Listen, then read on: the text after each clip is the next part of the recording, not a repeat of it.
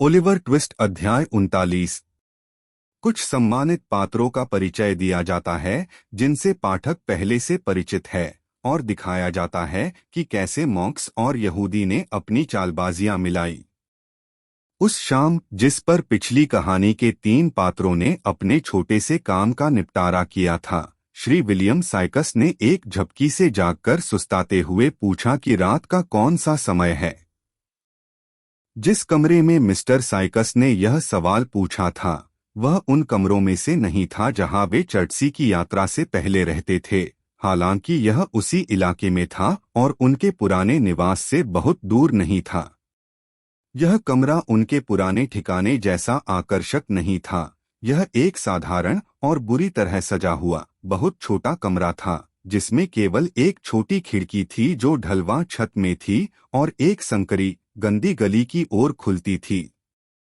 इसके अलावा अन्य संकेत भी थे कि अच्छे सज्जन की हाल की स्थिति में गिरावट आई थी। कमरे में फर्नीचर की कमी और आराम का अभाव और साथ ही उनके पास बची हुई कपड़े लत्ते और अन्य छोटी चीजों का गायब होना चरम गरीबी की स्थिति को दर्शा रहा था, जबकि खुद मिस्टर साइकस की दुबली पतली हालत ने इन संकेतों को पूरी तरह से पुष्टि कर दिया। चोर बिस्तर पर लेटा हुआ था, सफेद कोट में लिपटा हुआ जो उसने वस्त्र के रूप में पहना हुआ था, और उसके चेहरे पर बीमारी की वजह से पीली रंगत और एक गंदी टोपी और हफ्ते भर की बढ़ी हुई काली दाढ़ी थी।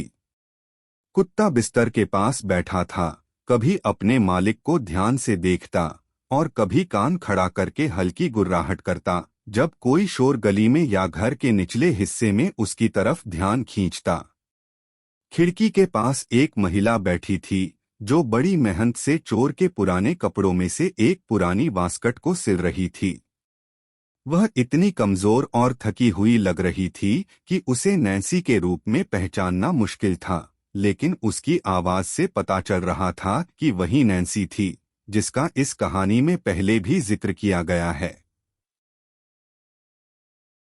7 बजे का कुछ समय हुआ है, लड़की ने जवाब दिया। आज रात कैसी तबीयत है, बिल? पानी जैसी कमजोर, मिस्टर साइकस ने अपनी आंखों और हाथ पैरों को कोसते हुए कहा। यहाँ हाथ बढ़ाओ और मुझे इस गद्दीदार बिस्तर से उतारो। बीमारी ने मिस्टर साइकस का स्वभाव और बिगाड़ दिया था। जैसे ही लड़की ने उन्हें उठाया और कुर्सी तक पहुंचाया, उन्होंने उस पर गुस्से में भद्दी बातें बकीं और उसे मारा। क्यों रो रही हो? साइकस ने कहा। चलो वहां रोने धोने मत खड़ी रहो। अगर तुम कुछ और नहीं कर सकती तो भाग जाओ, समझी? मैं सुन रही हूं, लड़की ने अपना चेहरा दूसरी तरफ मोड़ते हुए और जबरन हंसते हुए कहा। अब कौन सी बात तुम्हारे दिमाग में है? ओह, तुम्हारे दिमाग ने कुछ और सोचा है न? साइकस ने कहा, उसकी आंखों में आंसू देखकर।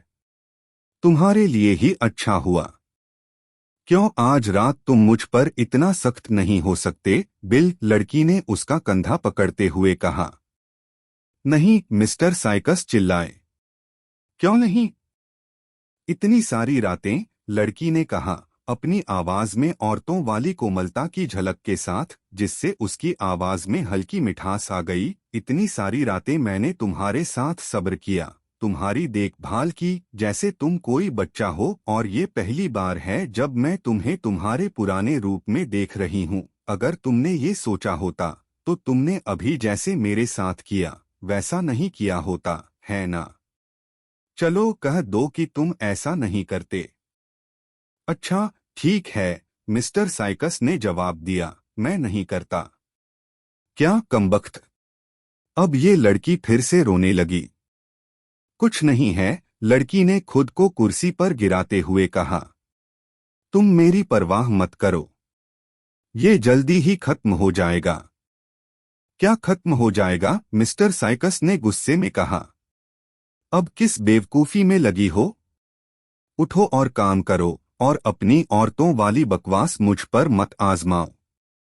किसी और समय पर इस डांट फटकार और जिस लहजे में ये दी गई थी उसका असर हो गया होता, लेकिन लड़की सच में कमजोर और थकी हुई थी।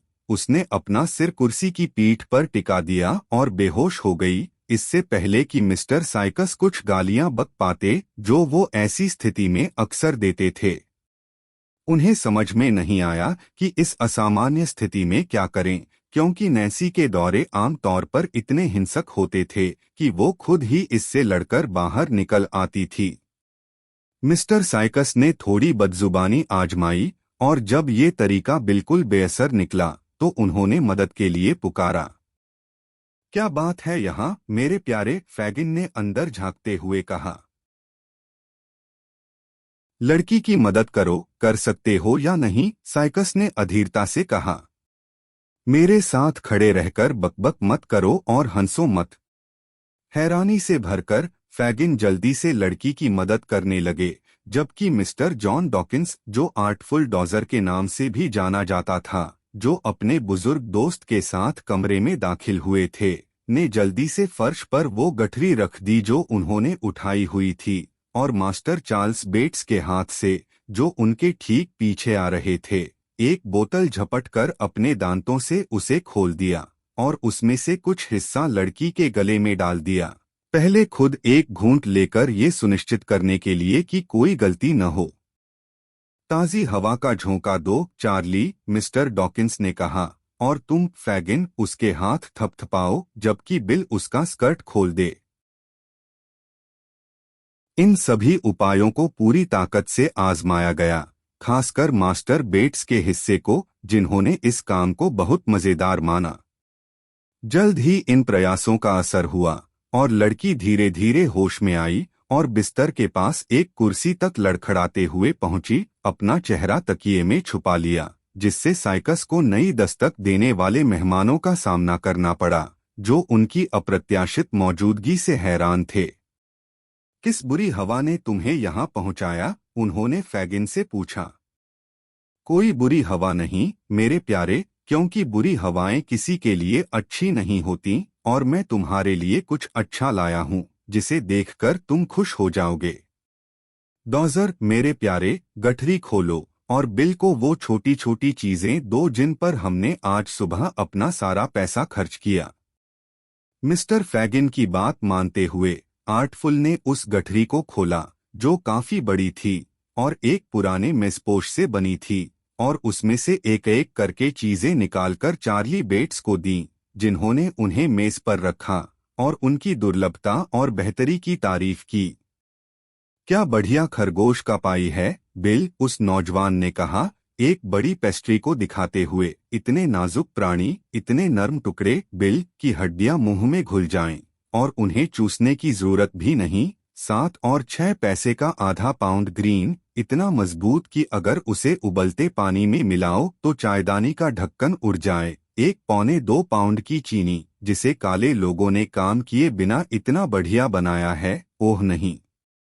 2 आधे क्वार्टर ब्रांडी, 1 पाउंड सबसे बढ़िया ताज़ा मक्खन, डबल ग्लॉस्टर चीज का एक टुकड़ा, और अंत में वो सबसे बढ़िया चीज जो तुमने कभी पी होगी। यह आखिरी तारीफ करते हुए मास्टर बेट्स ने अपनी बड़ी जेबों में से एक पूरी साइज की वाइन की बोतल निकाली, जो ध्यान से बंद की गई थी, जबकि उसी वक्त मिस्टर डॉकिंस ने अपनी बोतल से एक गिलास कच्ची शराब निकाली, जिसे बीमार आदमी ने बिना किसी झिझक के अपने गले में डाल लिया। आह, फैगिन ने बड़ी संतुष्टि से हाथ मलते हुए कहा। तुम ठीक हो जाओगे, बिल, अब तुम ठीक हो जाओगे। ठीक हो जाऊंगा, मिस्टर साइकस चिल्लाए, मैं 20 बार मर चुका होता, उससे पहले कि तुम मेरी मदद करने के लिए कुछ करते। 3 हफ्ते से ऊपर हो गए, और तुम मुझे इस हालत में छोड़कर क्या करने निकले थे, तुम धोखेबाज। सुनो तो इन्हें, लड़कों, फैगिन ने कंधे उचकाते हुए कहा। और हम इनकी मदद के लिए इतनी सारी खूबसूरत चीजें लाए हैं। चीजें ठीक हैं अपने आप में, मिस्टर साइकस ने कहा, थोड़े शांत होते हुए जब उन्होंने मेज की ओर देखा, लेकिन तुम ये बताओ कि तुमने मुझे इस हालत में क्यों छोड़ दिया? न सेहत, न पैसे, न कुछ और, जैसे मैं कोई कुत्ता हूं। उसे भगा दो, चार्ली। मैंने कभी ऐसा मजेदार कुत्ता नहीं देखा, मास्टर बेट्स चिल्लाए, जैसा कि उन्हें कहा गया था। खाने की महक ले रहा है, जैसे कोई बूढ़ी औरत बाजार जाने वाली हो। वो स्टेज पर जाकर अपनी किस्मत बना लेगा और ड्रामा को भी फिर से जिंदा कर देगा। बकवास बंद करो, साइकस ने कहा, जब कुत्ता बिस्तर के नीचे भाग गया, फिर भी गुस्से से गुर्राता हुआ। अब तुम क्या सफाई दोगे, तुम बूढ़े ठग? मैं लंदन से बाहर था, 1 हफ्ते से ऊपर, एक काम पर, यहूदी ने जवाब दिया। और बाकी 15 दिन? साइकस ने पूछा। बाकी 15 दिन जब तुमने मुझे यहाँ ऐसे ही मरने के लिए छोड़ दिया, जैसे कोई बीमार चूहा अपने बिल में। मैं कुछ नहीं कर सकता था, बिल। मैं यहाँ सबके सामने लंबी सफाई नहीं दे सकता, लेकिन मैं कुछ नहीं कर सकता था, ये मेरी कसम है। तुम्हारी किस कसम? साइकस ने नफरत से कहा। यहाँ कोई मुझे उस पाई का टुकड़ा काट कर दो, ताकि मेरे मुंह से इस कसम का स्वाद निकल जाए, वरना ये मुझे मार डालेगी। गुस्सा मत हो मेरे प्यारे, फैगिन ने विनम्रता से कहा। मैंने तुम्हें कभी नहीं भूला, बिल, एक बार भी नहीं। नहीं, मैं गारंटी देता हूं कि तुमने नहीं भुलाया, साइकस ने कड़वाहट भरी मुस्कान के साथ कहा। तुम हर घंटे साजिशें और प्लान बना रहे थे, जब मैं यहाँ ठंड से कांप रहा था और जल रहा था, और बिल को ये करना था, और बिल को वो करना था, और बिल को सब कुछ बहुत सस्ते में करना था, जब वो ठीक हो जाएगा, और वो तुम्हारे काम के लिए काफी गरीब हो चुका था। अगर लड़की नहीं होती, तो मैं मर चुका होता। देखो अब, बिल, फैगिन ने तुरंत उस शब्द पर झपटते हुए कहा। अगर लड़की नहीं होती? कौन था जिसने तुम्हें इतनी होशियार लड़की दी? गरीब बूढ़े फैगिन के अलावा कौन? वो सच कह रहा है, नैन्सी ने जल्दी से आगे आते हुए कहा। उसे छोड़ दो, उसे छोड़ दो। नैन्सी के आने से बातचीत का रुख बदल गया, क्योंकि लड़कों ने चालाक बूढ़े यहूदी से इशारा पाकर उसे शराब पिलानी शुरू की। हालांकि उसने बहुत कम पी, जबकि फैगिन ने खुशमिजाजी का नाटक करते हुए धीरे धीरे मिस्टर साइकस का मूड ठीक कर दिया, यह दिखाकर कि उनकी धमकियों को उन्होंने हल्के मजाक के तौर पर लिया, और साथ ही उनके कुछ सख्त मजाकों पर दिल से हंसते हुए, जो बार बार शराब की बोतल से पीने के बाद उन्होंने किए। सब ठीक है, मिस्टर साइकस ने कहा, लेकिन मुझे आज रात तुमसे कुछ पैसे चाहिए। मेरे पास एक भी सिक्का नहीं है, यहूदी ने जवाब दिया। तो तुम्हारे पास घर पर ढेर सारे होंगे, साइकस ने कहा, और मुझे उनमें से कुछ चाहिए। ढेर सारे? फैगिन ने हाथ उठाते हुए कहा। मेरे पास तो इतना भी नहीं है कि। मुझे नहीं पता कि तुम्हारे पास कितना है, और मुझे शक है कि तुम्हें खुद भी पता नहीं है, क्योंकि इसे गिनने में काफी वक्त लगेगा, साइकस ने कहा। लेकिन मुझे आज रात पैसे चाहिए, और बस। अच्छा, ठीक है, फैगिन ने गहरी सांस लेते हुए कहा, मैं अभी आर्टफुल को भेज दूंगा। तुम ऐसा कुछ नहीं करोगे, मिस्टर साइकस ने जवाब दिया। आर्टफुल बहुत चालाक है, और वो आना भूल जाएगा, या रास्ता भटक जाएगा, या पुलिस की पकड़ में आ जाएगा और उसे रोका जाएगा, या फिर कोई बहाना बना देगा अगर तुम उसे भेजोगे। नैन्सी जाएगी पैसे लाने, ताकि सब कुछ पक्का हो जाए, और मैं तब तक थोड़ा सो जाता हूँ। काफी मोलभाव और झगड़े के बाद फैगिन ने 5 पाउंड की मांग को घटाकर 3 पाउंड 4 शिलिंग और 6 पेंस कर दिया।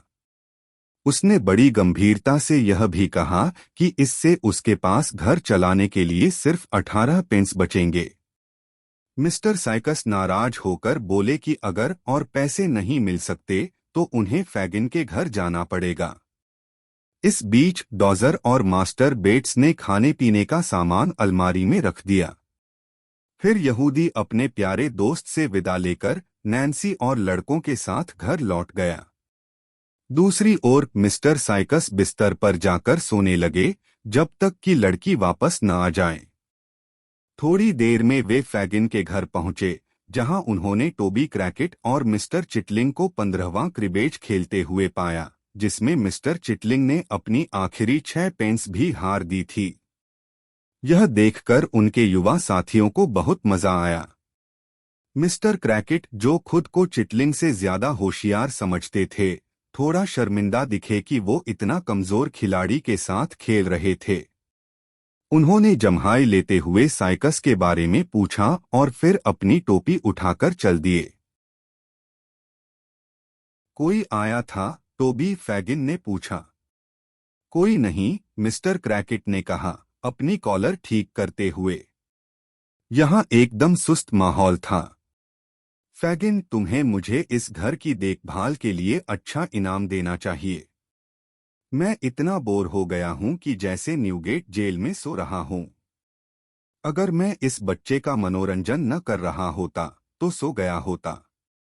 ये और ऐसी ही कई बातें कहने के बाद मिस्टर टोबी क्रैकेट ने अपने जीते हुए पैसे इकट्ठे किए और अपने कोट की जेब में डाल लिए, जैसे ये चांदी के छोटे सिक्के उनके स्तर से नीचे हों। फिर वो बहुत शान और ठाठ से कमरे से बाहर निकल गए। मिस्टर चिटलिंग ने उनकी टांगों और जूतों की ओर तब तक प्रशंसा भरी निगाहों से देखा जब तक कि वो नजरों से उझल नहीं हो गए, और फिर पूरे समूह को बताया कि टोबी जैसे आदमी से मिलना सस्ते में पड़ा, भले ही उन्होंने 15-6 पेंस हार दिए, और इस हार की उन्हें कोई परवाह नहीं। तुम बड़े मजेदार इंसान हो, टॉम, मास्टर बेट्स ने हंसते हुए कहा।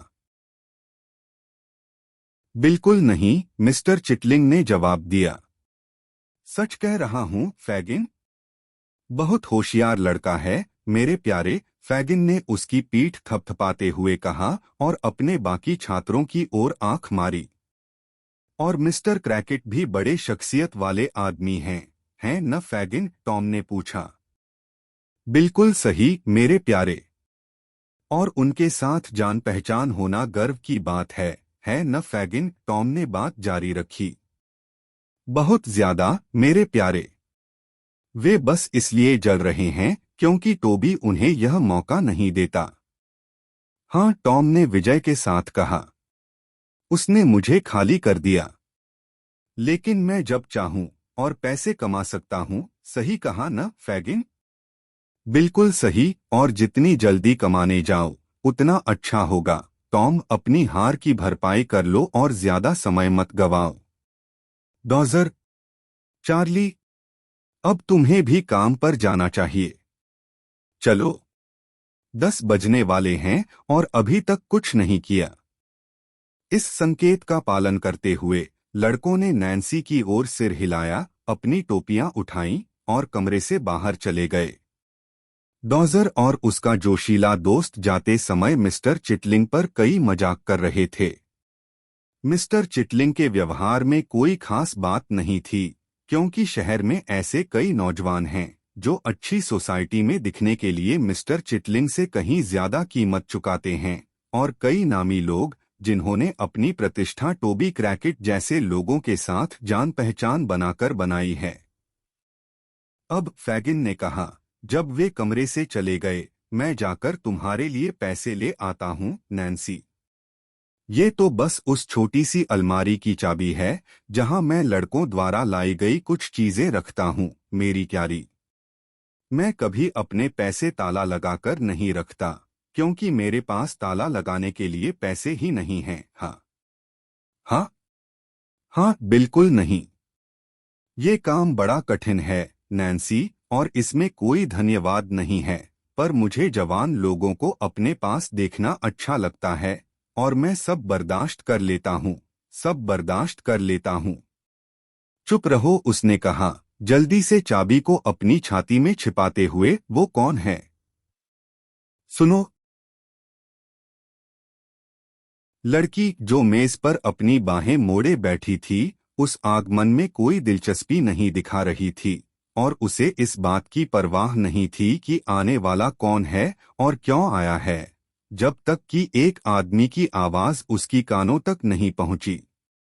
जैसे ही उसने वो आवाज सुनी, उसने अपनी टोपी और शॉल बिजली की तेजी से उतारकर मेज के नीचे छिपा दिए।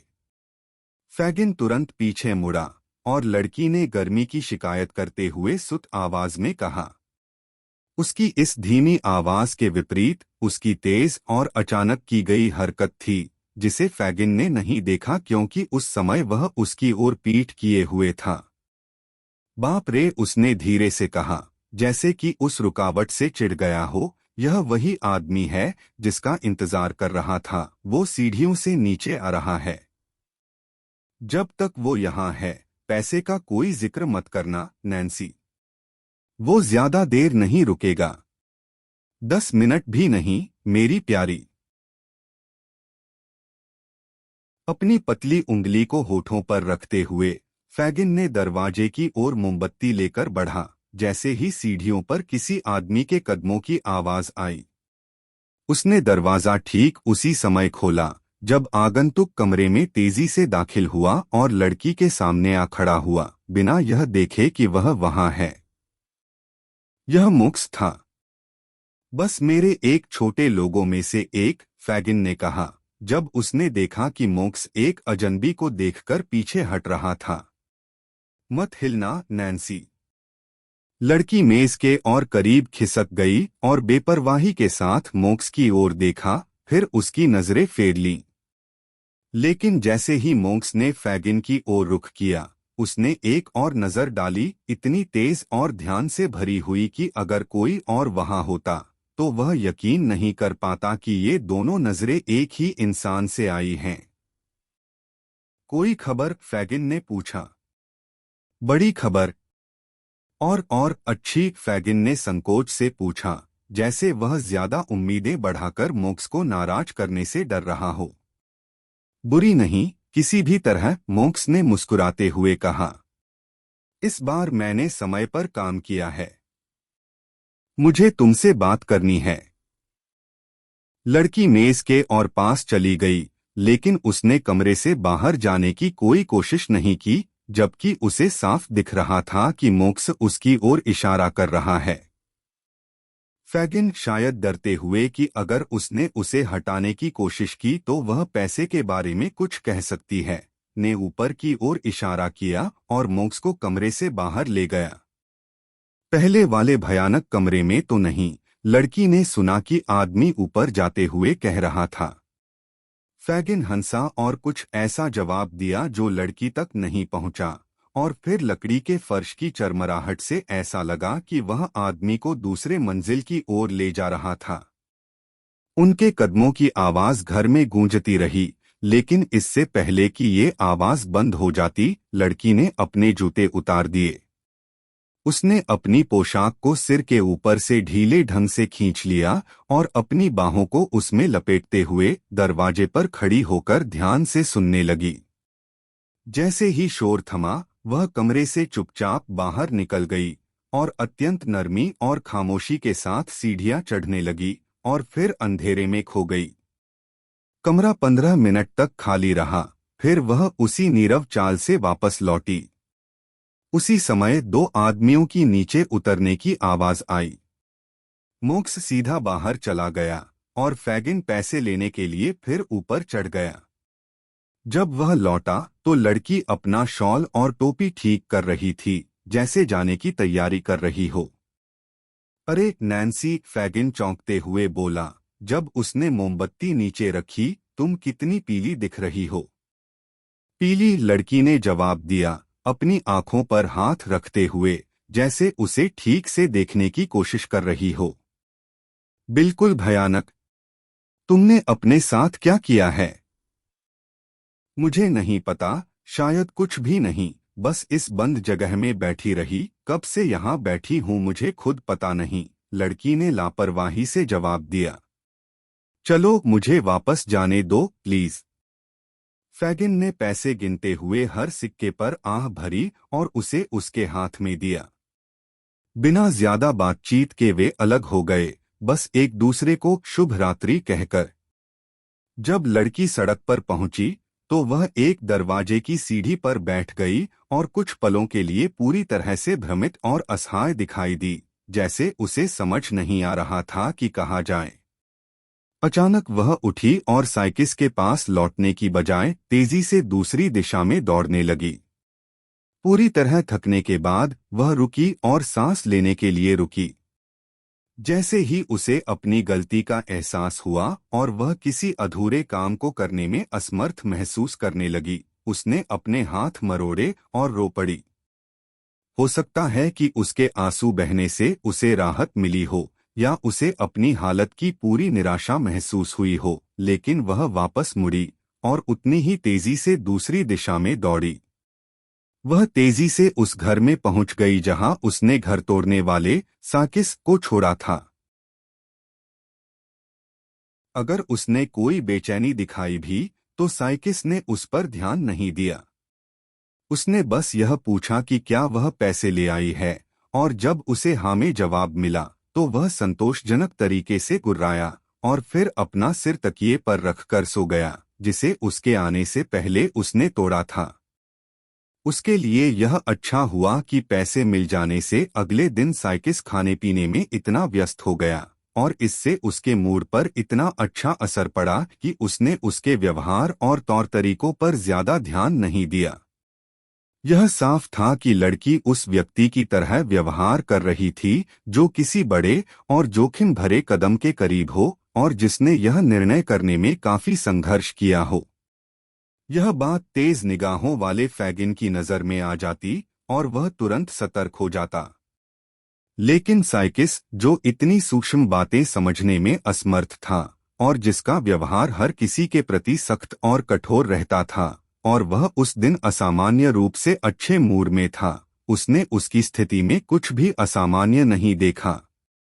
जैसे जैसे उस दिन का अंत हुआ, लड़की की बेचैनी बढ़ती गई और जब रात आई और वह बैठकर इंतजार कर रही थी कि कब साइकिस शराब पीते पीते सो जाएगा, उसके गालों पर एक अजीब सी पीलीपन और आंखों में एक चमक थी जिसे साइकिस ने भी हैरानी से देखा।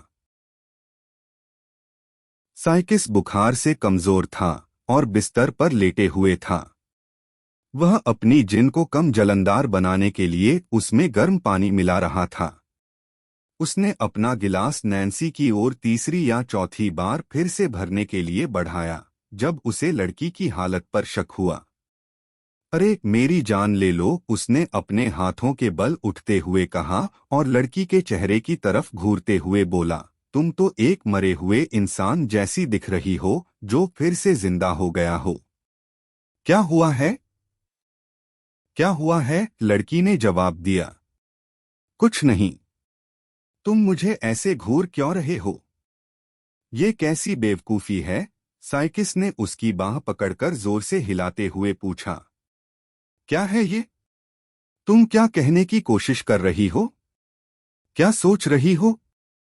कई चीजों के बारे में, बिल, लड़की ने कांपते हुए कहा और साथ ही अपने हाथों को अपनी आंखों पर रख लिया। लेकिन इससे क्या फर्क पड़ता है?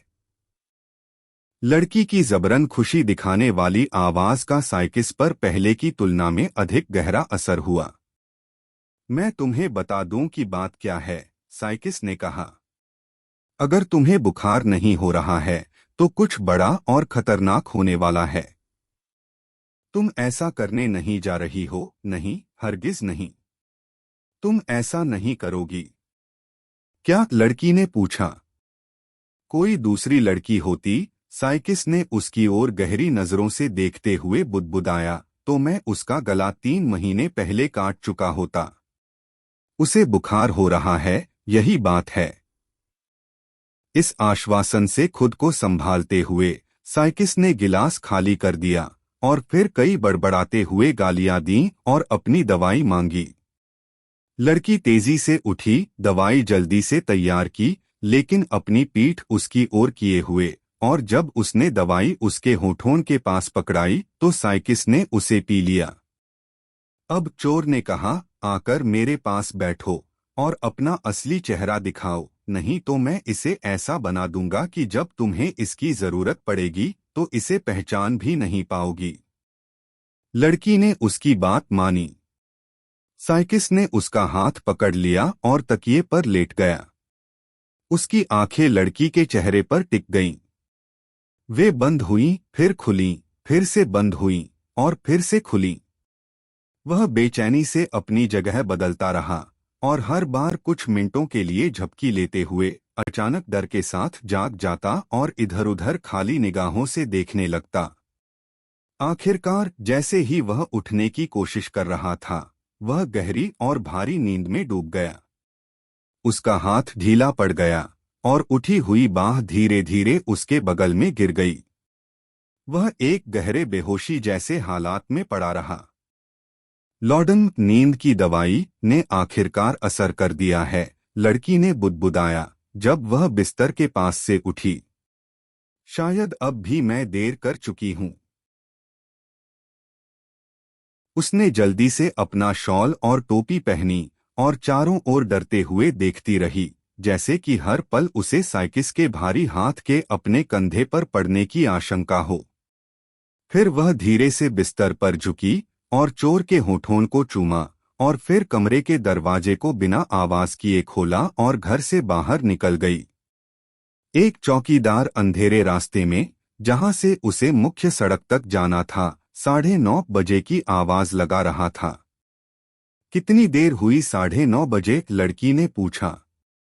बस एक चौथाई घंटे में 10 बज जाएगा, चौकीदार ने अपनी लालटेन उसकी ओर उठाते हुए कहा। और मुझे वहां पहुंचने में 1 घंटे से ज्यादा लग जाएगा, नैन्सी ने बड़बड़ाते हुए कहा और तेजी से उसे पीछे छोड़ते हुए गली में आगे बढ़ गई। जैसे ही नैन्सी स्पिटलफील्ड्स से वेस्ट एंड की ओर अपनी राह बना रही थी, कई दुकानें बंद हो चुकी थीं। घड़ी ने 10 बजाए और उसकी बेचैनी बढ़ गई। वह संकरी पगडंडी पर तेजी से दौड़ती हुई लोगों को इधर-उधर धकेलते हुए भीड़भाड़ वाली सड़कों को पार करने लगी, जहां लोग खुद भी सड़क पार करने का मौका ढूंढ रहे थे। ये औरत पागल है, लोग कहने लगे, जब वह तेजी से भागती हुई उनसे आगे निकल गई। जब वह शहर के अमीर इलाके में पहुंची, तो सड़कों पर ज्यादा भीड़ नहीं थी। यहाँ उसकी तेज दौड़ और भी ज्यादा ध्यान आकर्षित कर रही थी।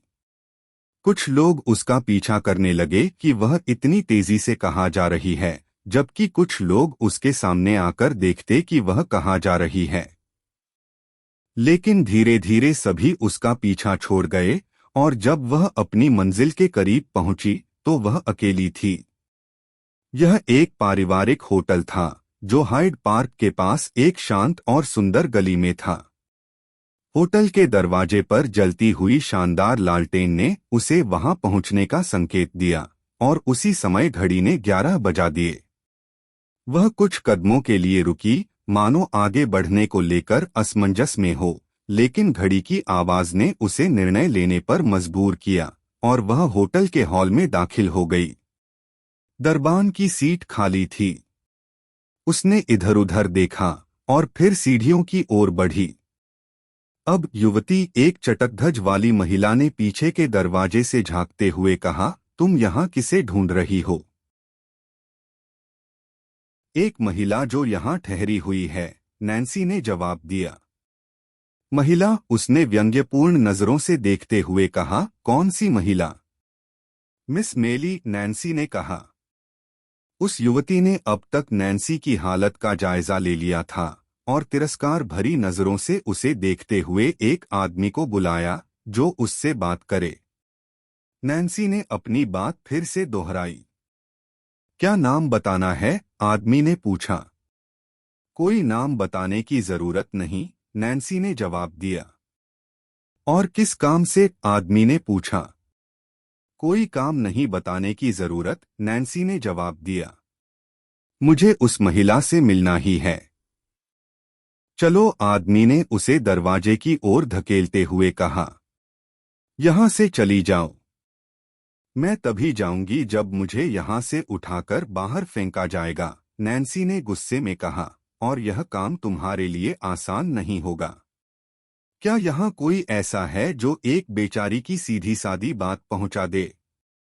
यह सुनकर एक भले आदमी ने, जो रसोइया था और कुछ अन्य नौकरों के साथ यह दृश्य देख रहा था, आगे आकर मदद करने की पेशकश की।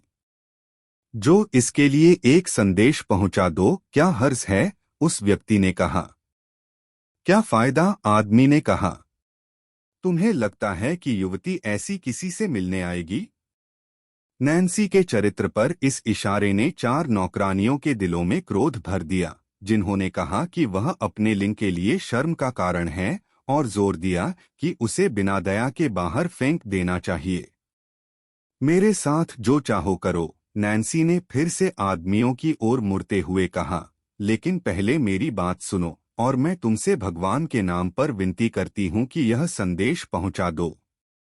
रसोइये की दया से वह आदमी, जो पहले आया था, संदेश पहुंचाने को तैयार हो गया। क्या कहना है? आदमी ने सीढ़ियों पर एक पैर रखते हुए पूछा। एक युवती मिस मेली से अकेले में बात करना चाहती है, नैन्सी ने कहा, और अगर वह महिला बस मेरी पहली बात सुन लेगी तो उसे समझ में आ जाएगा कि मेरी बात सुननी चाहिए या मुझे ठग समझकर बाहर निकाल देना चाहिए। तुम तो बहुत कुछ कह रही हो, आदमी ने कहा। तुम बस संदेश पहुंचा दो, लड़की ने दृढ़ता से कहा, और मुझे जवाब बता दो। आदमी ऊपर चला गया। नैन्सी अपने होंठ कांपते हुए लगभग सांस रोककर खड़ी रही, जबकि नौकरानियां तिरस्कार से भरी बातें करती रहीं। उनके व्यंग्य और भी बढ़ गए जब आदमी वापस आया और कहा कि युवती को ऊपर बुलाया गया है। इस दुनिया में अच्छा बनकर कुछ हासिल नहीं होता, पहली नौकरानी ने कहा। ढिठाई सोने से ज्यादा काम कर जाती है, दूसरी ने कहा। तीसरी ने आश्चर्य व्यक्त किया कि महिलाएं किस चीज की बनी होती हैं, और चौथी ने शर्मनाक की आवाज के साथ अपनी बात खत्म की। इन बातों की परवाह किए बिना, क्योंकि उसके दिल में अधिक महत्वपूर्ण बातें थीं, नैन्सी लड़खड़ाते हुए कदमों से उस आदमी के पीछे पीछे एक छोटे से कमरे में गई, जहां छत से एक लालटेन जल रही थी। आदमी ने उसे वहीं छोड़ दिया और चला गया।